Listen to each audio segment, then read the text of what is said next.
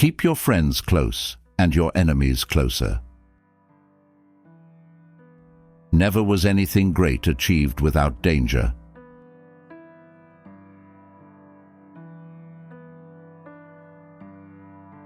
Everyone who wants to know what will happen ought to examine what has happened.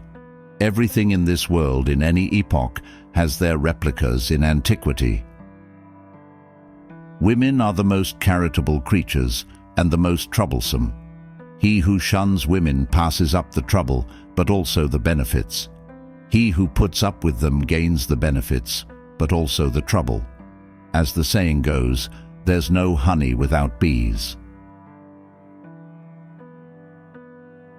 Since love and fear can hardly exist together, if we must choose between them, it is far safer to be feared than loved. The lion cannot protect himself from traps, and the fox cannot defend himself from wolves. One must therefore be a fox to recognize traps, and a lion to frighten wolves. Whosoever desires constant success must change his conduct with the times.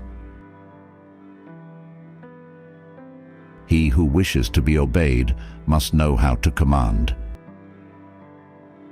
Men sooner forget the death of their father than the loss of their patrimony.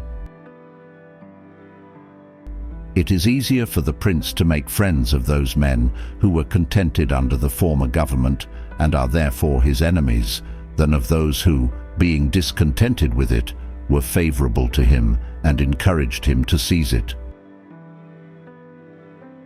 Wars begin when you will, but they do not end when you please.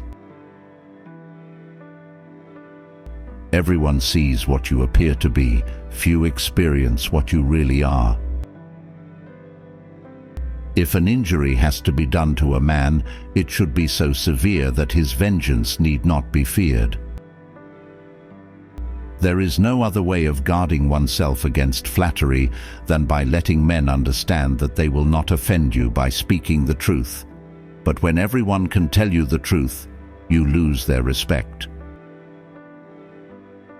The first method for estimating the intelligence of a ruler is to look at the men he has around him.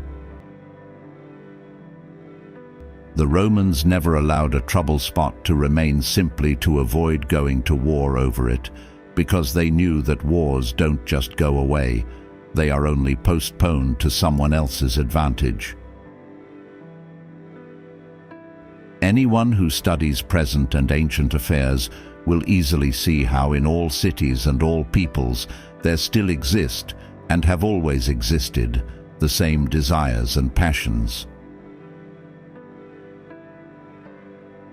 The demands of a free populace, too, are very seldom harmful to liberty, for they are due either to the populace being oppressed or to the suspicious that it is going to be oppressed. How laudable it is for a prince to keep good faith and live with integrity and not with astuteness, everyone knows. I say that every prince must desire to be considered merciful and not cruel. He must, however, take care not to misuse this mercifulness. It is undoubtedly necessary for the ambassador occasionally to mask his game, but it should be done so as not to awaken suspicion, and he ought also to be prepared with an answer in case of discovery. They trusted rather their own character and prudence, knowing perfectly well that time contains the seeds of all things, good as well as bad. Still, a prince should make himself feared in such a way that if he does not gain love, he at any rate avoids hatred, for fear and the absence of hatred may well go together, and will be always attained by one who abstains from interfering with the property of his citizens and subjects, or with their women. This coolness arises partly from fear of the opponents, who have the laws on their side, and partly from the incredulity of men, who do not readily believe in new things until they have had a long experience of them. For war is made on a commonwealth for two reasons: to subjugate it, and for fear of being subjugated by it.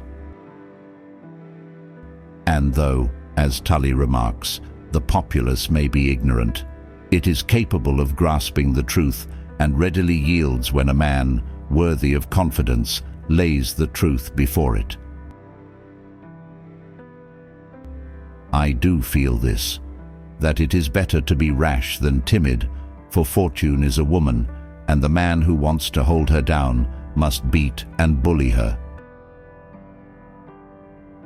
No proceeding is better than that which you have concealed from the enemy until the time you have executed it.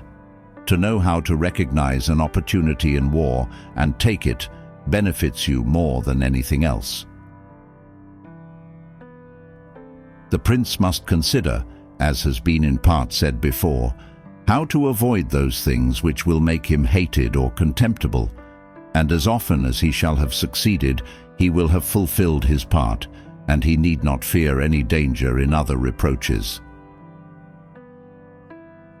You must know then that there are two methods of fighting, the one by law, the other by force. The first method is that of men, the second of beasts. But as the first method is often insufficient, one must have recourse to the second. A prince ought to have no other aim or thought, nor select anything else for his study than war and its rules and discipline.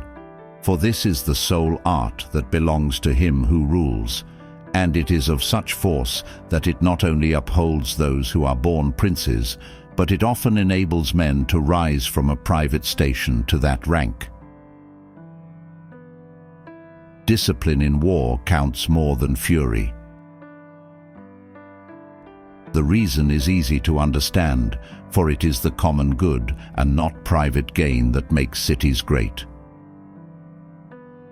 I am not interested in preserving the status quo, I want to overthrow it. Never attempt to win by force what can be won by deception. Men are driven by two principal impulses, either by love or by fear. It is not titles that make men illustrious, but men who make titles illustrious. Where the willingness is great, the difficulties cannot be great. He who seeks to deceive will always find someone who will allow himself to be deceived. How we live is so different from how we ought to live that he who studies what ought to be done rather than what is done will learn the way to his downfall rather than to his preservation. Men are so simple of mind and so much dominated by their immediate needs that a deceitful man will always find plenty who are ready to be deceived. A man who is used to acting in one way never changes. He must come to ruin when the times, in changing, no longer are in harmony with his ways. The vulgar crowd always is taken by appearances, and the world consists chiefly of the vulgar. There is nothing more important than appearing to be religious.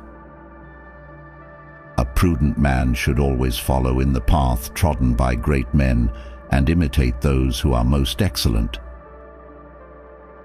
Appear as you may wish to be. Of mankind we may say in general they are fickle, hypocritical, and greedy of gain. The promise given was a necessity of the past. The word broken is a necessity of the present. Wisdom consists of knowing how to distinguish the nature of trouble and in choosing the lesser evil. Men in general judge more from appearances than from reality. All men have eyes, but few have the gift of penetration. Therefore, it is necessary to be a fox to discover the snares and a lion to terrify the wolves. You don't avoid such a war, you merely postpone it to your own disadvantage. He who becomes a prince through the favor of the people should always keep on good terms with them, which it is easy for him to do, since all they ask is not to be oppressed. In conclusion, the arms of others either fall from your back, or they weigh you down, or they bind you fast. Men judge generally more by the eye than by the hand, for everyone can see and few can feel. Everyone sees what you appear to be, few really know what you are. Men never do good unless necessity drives them to it, but when they are free to choose and can do just as they please, confusion and disorder become rampant. A prince must not have any other object nor any other thought, but war, its institutions, and its discipline, because that is the only art befitting one who commands. It is better to act and repent than not to act and regret.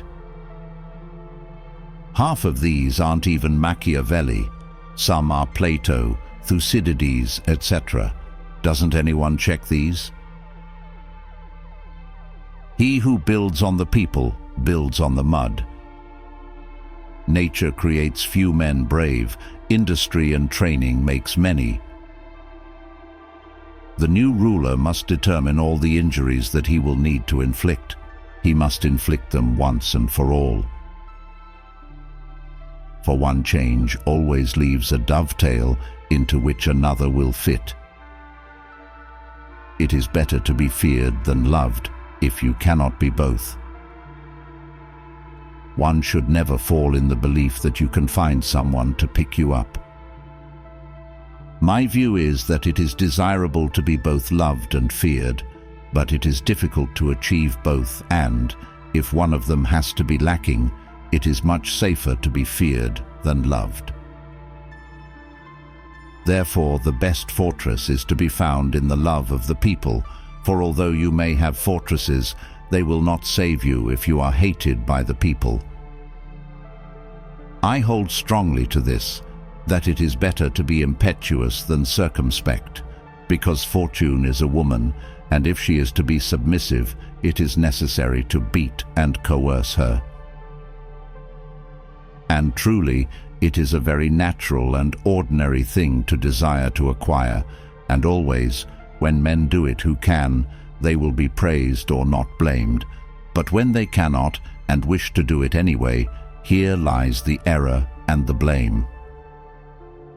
It ought to be remembered that there is nothing more difficult to take in hand, more perilous to conduct, or more uncertain in its success than to take the lead in the introduction of a new order of things. Is it better to be loved or feared? Wars begin when you will, but they do not end when you please. The best possible fortress is not to be hated by the people. It is the nature of men to be bound by the benefits they confer as much as by those they receive. The people resemble a wild beast, which, naturally fierce and accustomed to live in the woods, has been brought up, as it were, in a prison and in servitude, and having by accident got its liberty, not being accustomed to search for its food, and not knowing where to conceal itself, easily becomes the prey of the first who seeks to incarcerate it again. And therefore a prince who does not understand the art of war, over and above the other misfortunes already mentioned, cannot be respected by his soldiers, nor can he rely on them. He ought never, therefore, to have out of his thoughts this subject of war, and in peace he should addict himself more to its exercise than in war. This he can do in two ways, the one by action, the other by study. Bad company will lead a man to the gallows. It is enough to ask somebody for his weapons without saying, "I want to kill you with them," because when you have his weapons in hand, you can satisfy your desire.